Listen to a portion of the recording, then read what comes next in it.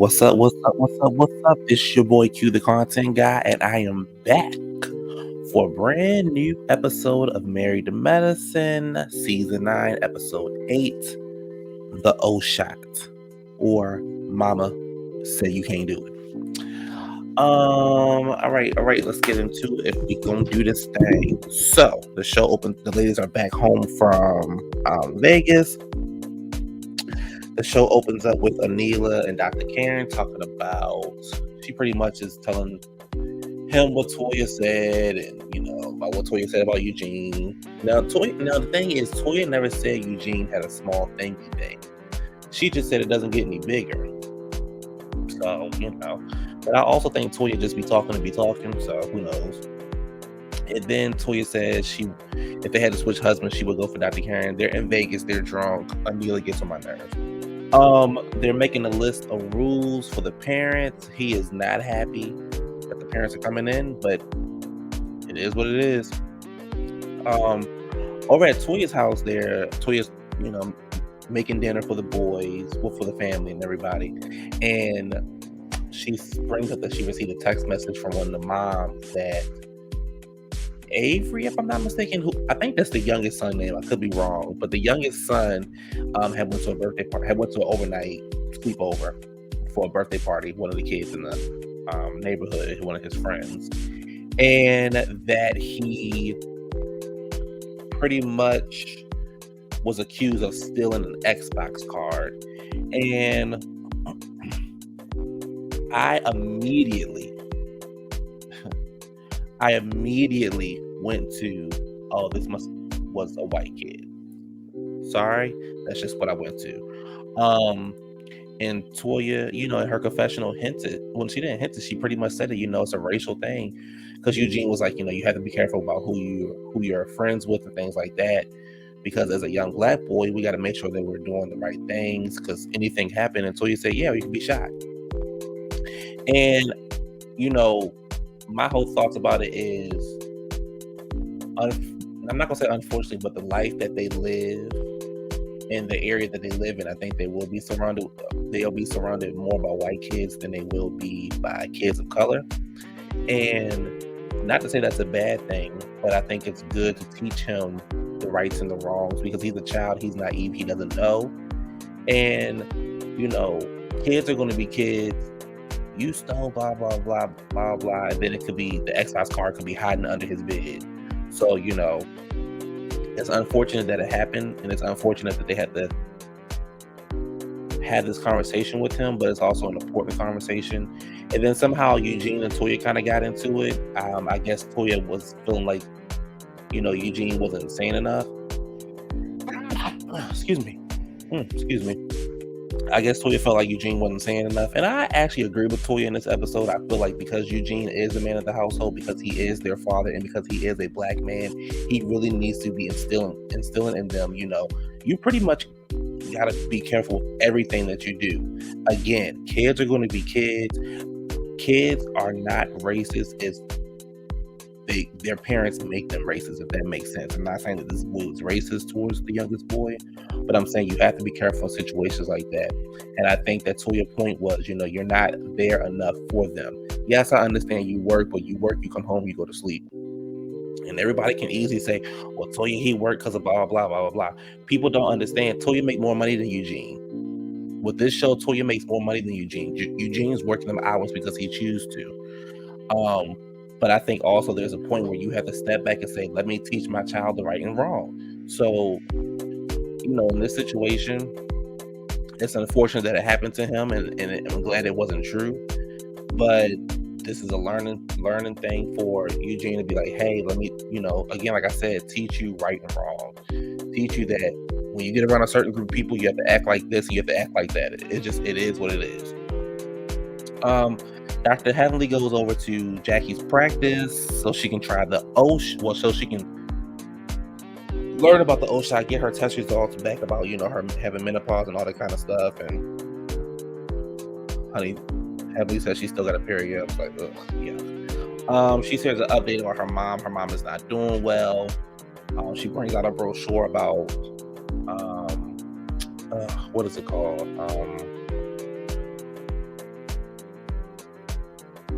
I can't think of what it's called, but she just pretty much says her mom is not doing good and her health is getting worse by the day. And I'm definitely, that was the same touch because I went through the same thing a couple of years ago with my grandmother when her health was declining. When it declined, it did decline quickly. So, I definitely feel heavily understand where she's coming from. Back at Anila's house, her parents arrive, aka the new nanny, the new babysitter, everything that Anila's not, her mom is. So they arrive and they bring out the rules, and child, the mother and the father are not here for the rules. I probably wouldn't be here for the rules either, especially when you call me to raise your children. So I wouldn't be here for the rules. Anila says she's so busy. She was saying the next day is school, the kids got to be ready for school. And I'm thinking to myself, you're telling her that, you should be telling yourself that. But again, as I've said, and as every other YouTuber has said, Anila don't want to work. I mean, she don't want to be a mother. She just like the idea of it, and she had to get that man some kids. She don't want to be no mother. She there's rules like, wash your hands, rules like knock before you walk in. Then there's one rule that was like, do not interfere with the discipline of the child. And I'm thinking to myself, well, who disciplining the damn kids? Because you definitely ain't doing it. So you must not going to interfere with that. When grandma, the one who's raising the kids, disciplines them. So you don't interfere because you're not raising your kids. You're passing them on to somebody else. I'm so sick of her. I'm sick of Anila. She don't bring nothing to the show. She can go. She can go. Goodbye. Don't come back. Bring back Mariah. I told you I'm gonna find a way every episode to say bring back Mariah. Over at Simone's house, Heavenly, Damon, Cecil, Scott, and Contessa are all having dinner, and they're really over there just to really add to Simone and Cecil's book. Contessa says, you should open up the book with how you guys met, so they kind of share like a quick story of how they met. Scott kind of says like, I met her. If she ain't had no money, I wouldn't be with her. I'm like, boy, shut up. She wouldn't be with your ugly looking ass. Anyway, Dr. Daddy Damon starts to share about, the way women talk to each other. Says it can be very hurtful. Men don't talk like that. And I'm thinking to myself, yes, men do. When everybody has a evil side to them, and men can be more petty than women can be, and they can say shit that can hurt you too, to their enemies or whatever you want to call them. But okay. And he's saying that, not to start anything, but what you and Heavenly are going through is kind of BS. And Contessa says, actually, it's not BS. And I kind of agree with her. Like, these are my feelings. You can't take away no matter whether or not we believe it or not, those are her feelings, and you can't take away her feelings. I don't like when people say shit like that. This is how I feel. You can't take away how I feel. You can feel the way that you feel about stuff, and I'm going to feel how I feel about stuff. And it is what it is. So then he, starts to pretty much try to check her and Heavenly, and she looking at him like, oh, so you talking about your wife? Because in her confession, like she said, we make the same amount of money, if not more. Because you definitely make more than him. You don't check me. You check your wife. I'm not married to you. And I agree with her. Get on your damn wife. Your wife is the reason why a lot of this shit happens. Yes, Heavenly's good for the show. Yes, Heavenly get the shit stirred up. But at the same time, she the reason. I'm surprised that nobody has punched Heavenly in her damn mouth yet. Or we just don't know about it. So, she's like, don't chastise me, get on your wife, tell your wife about it. And Heavenly starts to go off, and she's like, shut up, let him talk. And she's like, Heavenly, you shut the fuck up. And then Damon's telling Heavenly to stop, and she's still running his mouth. So Damon's now he's pissed off, like, you're being disrespectful to me. You're not listening to what I'm trying to tell you. And, it's pissing me off. And Heavenly got quiet because he needed to put her ass in check. And he said that you're not being respectful. So I think this is the first time, outside of that little incident with Mariah and Aiden, I think this is the first time. No, this is the very first time that we've seen Damon and Heavenly have like a little spat. But I think this is what Heavenly was trying to avoid on the show, was what her and Damon go through. Because I know they go through arguments at home because Heavenly got too much fucking mouth. So I know they go through arguments at home, but I think she was trying to avoid showing us that. And I'm glad that they showing it, and I'm glad that he was trying to check her. So they leave, and she's running up behind him. I'm leaving my husband. I'm leaving my husband. You leaving with him because you knew you was dead ass wrong, and he was telling you pretty much shut the fuck up, and you wouldn't do it, so you ain't had no choice but to leave. Goodbye. See you. So he's pissed off. He's in the car, and Cecil comes out, and he's pretty much like, no, it's disrespectful, and she just keeps going on and on and on. And they get in the car to leave, and he pretty much says, every time we get around your friends, this is what we go through. And Heavenly says, oh, I guess that's my fault. And he says, no, but you play a part in it. You need to check the role that you play. Again, everything don't require a goddamn comment, Heavenly. You got too much damn mouth, and everything don't need to require comment. So, I'm like, whatever. It's the day of Jackie's shot party, and Heavenly calls and she shares that her mom, she's not coming. She's very upset. And at first I thought she was going to say she was upset because of what her and Damon got into. And I was going to be like, well, that was dumb. But the reason why she called and said she's not coming, I definitely understand. She called and said she's not coming because she just had to sign that you're not resuscitate. They're not, what is it called? DNR. For her mom. Do not resuscitate. Yeah. And so she just can't make it, and I definitely understand. I definitely feel for Heavenly on this part, and prayers and thoughts go out to her.